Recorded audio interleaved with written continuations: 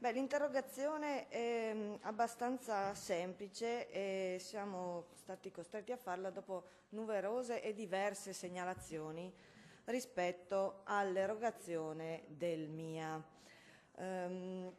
Fin dal primo momento di applicazione è emersa immediatamente una grossa difficoltà implementativa di questa amministrazione. Le problematiche erano svariate, a cominciare dalla previsione al ribasso delle possibili domande presentate, alla scarsità o comunque insufficienza di personale attrezzato ai servizi sociali per poter prendere in carico queste domande, a difficoltà iniziali di trasferimento di risorse e quindi problemi per i comuni a rilasciare i pagamenti che si sono protratte per numerosi mesi. Tutte queste difficoltà hanno portato a una modifica del regolamento dove si è pensato bene che per superare le difficoltà gestionali, amministrative trovate presso l'amministrazione regionale era molto meglio passare a un ente molto più organizzato ed efficiente come l'INPS nazionale, e quindi praticamente nessuno sta più ricevendo le cifre dovute. Oltre a questo ci arrivano segnalazioni anche di appuntamenti rilasciati per la ripresentazione della domanda, quindi per la continuazione della misura, con previsioni appunto di appuntamento verso giugno, quando ormai i termini della sospensione, che è stata aumentata fino a 6 mesi, immagino, per lasciare un po' di lasco all'amministrazione a gestire le pratiche, ma che appunto va ben oltre il limite massimo della sospensione. Quindi per revisionare o rivedere una pratica non si riesce a stare dentro nemmeno ai tempi previsti dal regolamento. Allora, appunto, volevamo chiedere come siamo, a che punto siamo, che cosa si intende fare. Grazie. La parola all'assessore Telesca.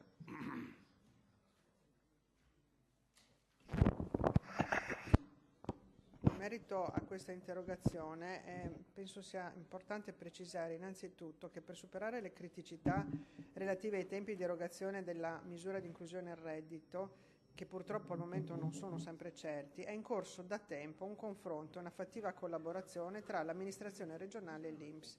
Altrettanto costanti sono i rapporti con il Ministero del Lavoro e delle Politiche Sociali. Credo sia abbastanza evidente che la necessaria compartecipazione di tanti soggetti a questa misura indubbiamente rappresenta una difficoltà nella sua armonizzazione. Però lei, consigliere, ha affermato che nessuno sta prendendo la misura sul reddito. Credo che sia bene puntualizzare l'entità e la natura dei ritardi, perché anche generalizzare forse non sempre giova all'approfondimento della verità. Dopo un primo periodo di avvio, le erogazioni della MIA si sono tendenzialmente regolarizzate, la misura regionale. Un ritardo più generalizzato, che comunque non ha riguardato in egual modo tutti i beneficiari, si è avuto esclusivamente per l'erogazione del bimestre gennaio-febbraio 2017, perché sul 2016 non ci sono stati, cioè sono stati tutti liquidati.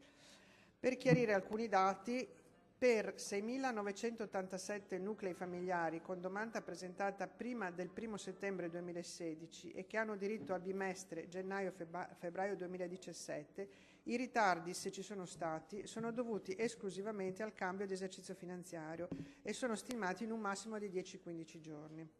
Ad oggi i fondi regionali a favore di questi beneficiari sono già stati tutti impegnati e liquidati ai servizi sociali dei comuni.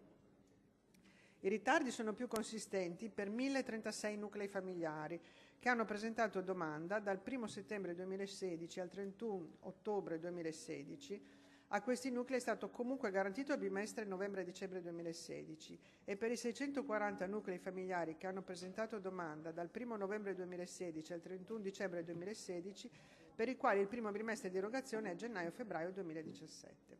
Per questo secondo gruppo di beneficiari il ritardo è dovuto in primis alla necessità di integrazione della MIA, la misura regionale, con la SIA, il sostegno per l'inclusione attiva. Per attuare l'integrazione è stato necessario adottare procedure di concessione uniche che presuppongono lo svolgimento di parti di istruttoria delle domande da parte di INPS. Queste procedure, che a regime hanno l'obiettivo di garantire tempi di erogazione celeri e certi, presentano ad oggi ancora alcuni problemi di natura tecnica, seppur in via di risoluzione. Al momento il dialogo con la banca dati INPS non è ancora perfettamente affidabile e si è rilevato in alcuni casi che questo comporta esiti che non sono sempre in linea con la situazione reale dei richiedenti la misura. È evidente che, trattandosi di informazioni che consentono di determinare il diritto all'accesso alla misura e di quantificare correttamente l'importo del contributo erogabile, non è pensabile operare senza avere l'assoluta certezza del dato, anche per evitare eventuali poi recuperi di risorse. L'attenzione sul processo di integrazione è stata ed è costante e anche in questi giorni l'amministrazione regionale sta affrontando insieme ad INPS i problemi per risolverli nel più breve tempo possibile. Si prevede di giungere a una soluzione che permetta di recuperare i ritardi entro il mese di marzo. Grazie. La parola alla consigliera Bianchi. Grazie Assessore. Allora, il Comune di Latisana ha messo un avviso sul sito e credo anche sulle bacheche, dove avvisa che appunto non riescono a garantire entro la fine del mese di febbraio l'erogazione perché ci sono questi problemi con l'INPS. Contemporaneamente viene approvato una collegata alla legge di stabilità 2016 a livello nazionale, una DDL a proposito del contrasto alla povertà. All'interno di questa legge, che è stata approvata recentemente, c'è anche un ordine del giorno che impegna il governo a prevedere che le risorse finanziarie statali stanziate e destinate all'introduzione di misure nazionali di contrasto alla povertà nei territori delle regioni a statuto speciale e in quelle delle province autonome di Trento e Bolzano siano attribuite a tali enti territoriali che le gestiscono secondo la loro disciplina. Quindi, allora, da un lato qualcuno si preoccupa di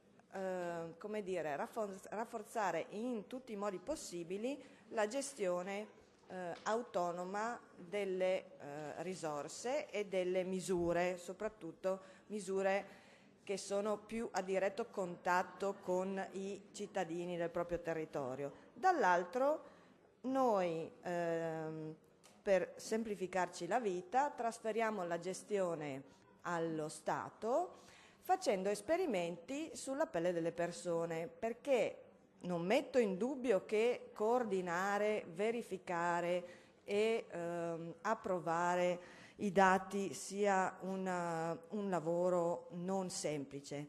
Però di solito quando si attivano queste misure si fa prima una fase sperimentale non in linea, quindi non reale, e poi quando tutto è pronto, i problemi sono stati affrontati e risolti, si passa alla funzionalità vera e quindi non si lasciano delle persone che giustamente e a termini di legge sono in aspettativa di una contribuzione che gli è dovuta come contrasto alla povertà e quindi non è indifferente il fatto di ricevere un contributo 10 giorni prima o 10 giorni dopo o addirittura un mese dopo e quindi